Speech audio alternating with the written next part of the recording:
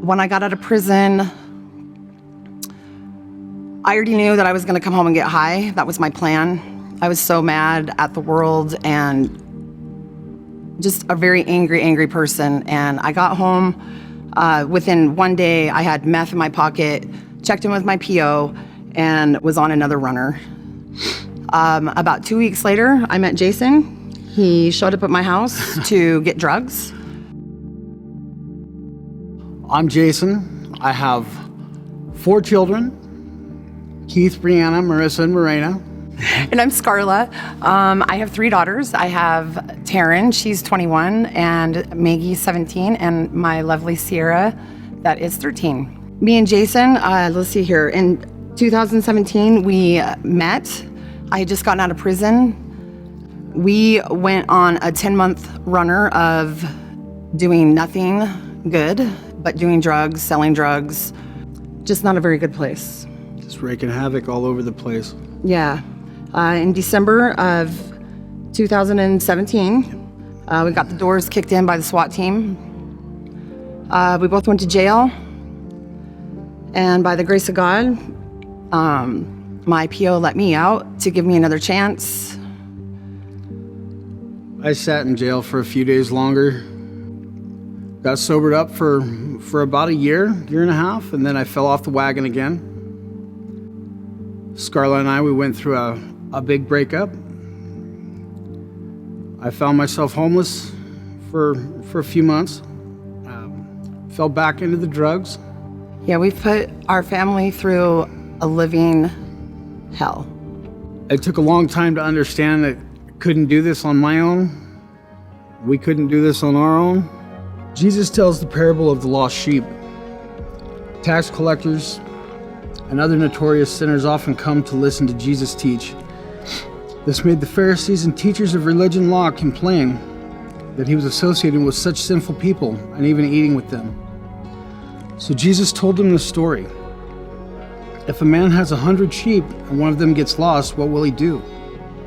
Won't he leave the 99 others in the wilderness and go search for the one that is lost until he finds it? And when he has found it, he will joyfully carry it home on his shoulders. When he arrives, he will call together his friends and neighbors, saying, "Rejoice with me. I have found my lost sheep." In the same way, there is more joy in heaven over one lost sinner who repents and returns to God than over 99 others who are righteous and haven't strayed. And the good Lord knows that I have strayed more than once. When you live a lifetime of